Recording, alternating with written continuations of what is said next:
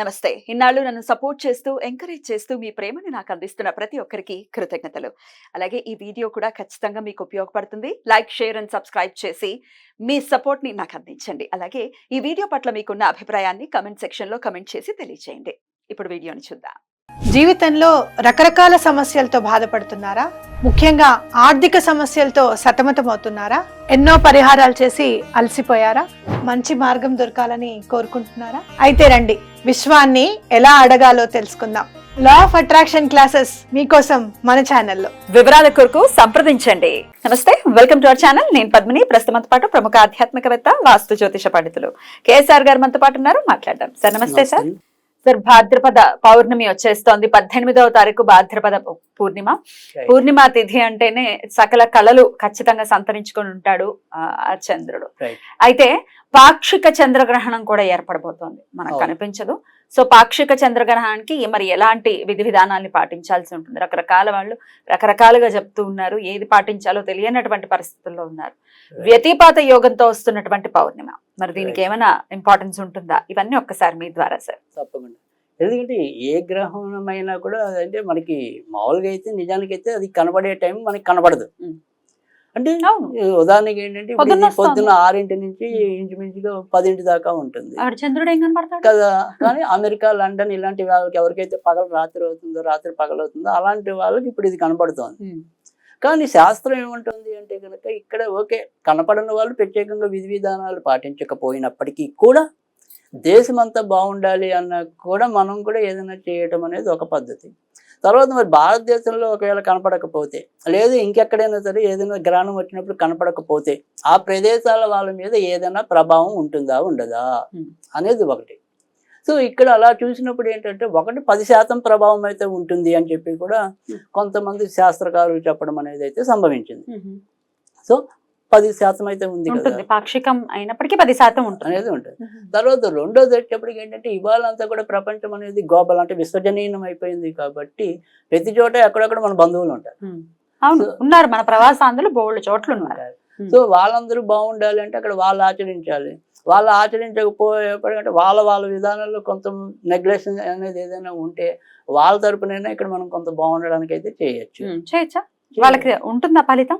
అంటే ఉంటుంది. ఇప్పుడు మనం వాళ్ళ సంకల్పాలు చెప్పుకుని లేదా వాళ్ళ గోత్రనామాలు చెప్పుకునే చేస్తాం కదా. ఇప్పుడు గుళ్ళో పూజారి ఉన్నాడు, వాడు మనకు బంధువు కాకపోయినా ఆయనకి ఆ దక్షత ఇచ్చాం, మనం అర్హత ఇచ్చాం మనం. సో అలాగా ఏమంటాం, కనీసంలో కొంత పుణ్యం అయితే వస్తుందిగా, పూర్తి స్థాయి వస్తుందని నేను చెప్పకపోయినా కనీసం ఇప్పుడు ఎలాగో 10% ప్రభావం మన మీద అంటున్నాం. సో వాళ్ళ మీద 90% అంటున్నాం. కనీసం 90%లో కనీసం కొంతైనా వడ్డెక్కచ్చుగా, పూర్తిగా కాకపోయినా వాళ్ళు చేసుకున్నప్పుడు ఎప్పుడైనా ఫస్ట్ బెస్ట్ అదే.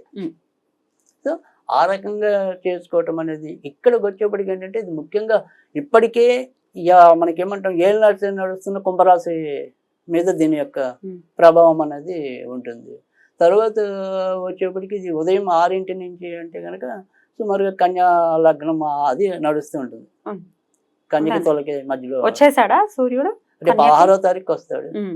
ఇది 18 అంతే వచ్చేసాడు కన్యా లగ్నమే. సో అది ఖచ్చితంగా కన్యా లగ్నంలోనే మనకి ఇది సంభవిస్తుంది.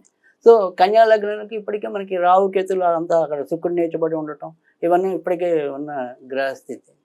తర్వాత వచ్చేప్పటికి ఏంటంటే కుంభరాశికి ఏమో ఇప్పటి ఏళ్ళనర్చన అనేది ఉంది. తర్వాత గ్రహణం పూర్తి అయ్యేప్పటికి ఒకవేళ మీనంలోకి వచ్చినప్పటికీ కూడా దానికి కూడా చంద్రుడు మీనంలో కంటున్నారా? నేను అనేది అంతేగా చంద్రుడు పూర్వభద్రలో చివరిలో ఉంటాడు. పూర్వభద్ర ఎండ్ అయ్యేప్పటికి మనకి మీన రాశిలోకి వచ్చేస్తుంది కదా. సో అందుకని మీన రాశిలోకి వెళ్ళటం అనేది ఉంటుంది.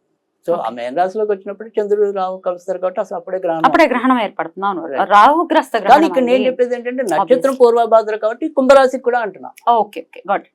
ఇప్పుడు కుంభరాశిలో కూడా ఉంది పూర్వభద్ర అనేది. సో మిగతా 4వ పాదం అనేది మీన రాశిలో. అందుకని మనకి ఎలా చూసినప్పటికీ కూడా పూర్వభద్ర మెయిన్ నక్షత్రం. సో ఈ పూర్వభద్ర మీద ప్రభావం అనేది ఎక్కువ ఉంటుంది.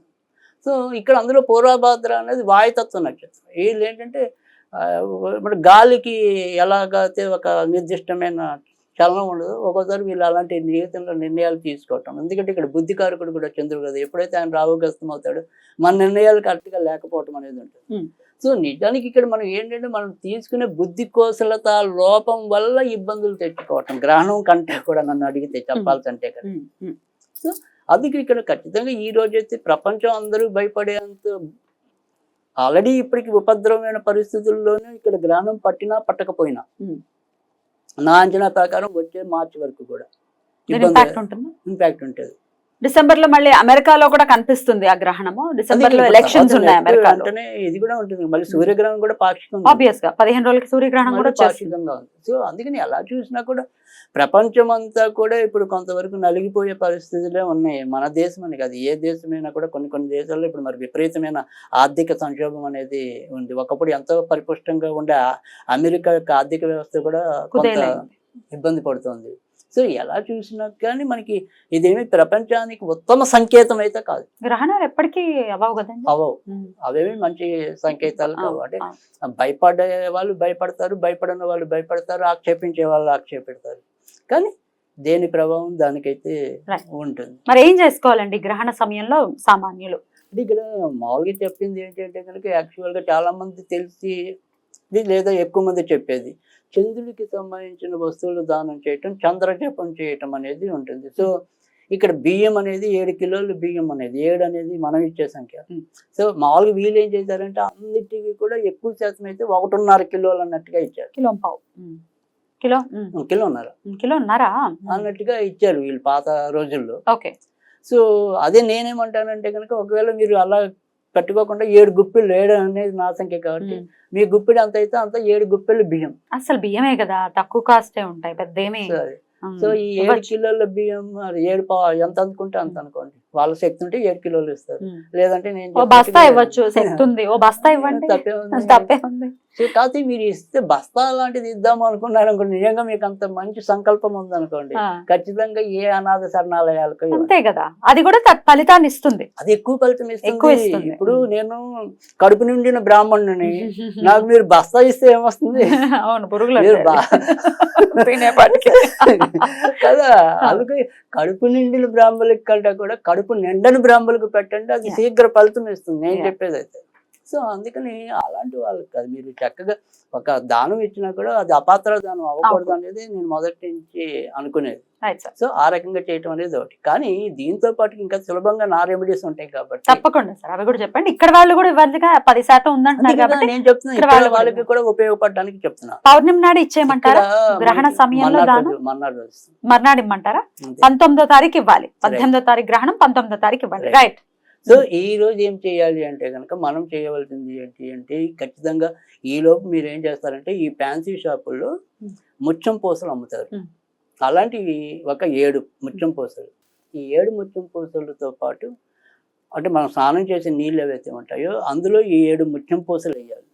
ఈ 7 ముత్యం పూసలతో పాటు ఒక చుక్క పాలు వేయాలి.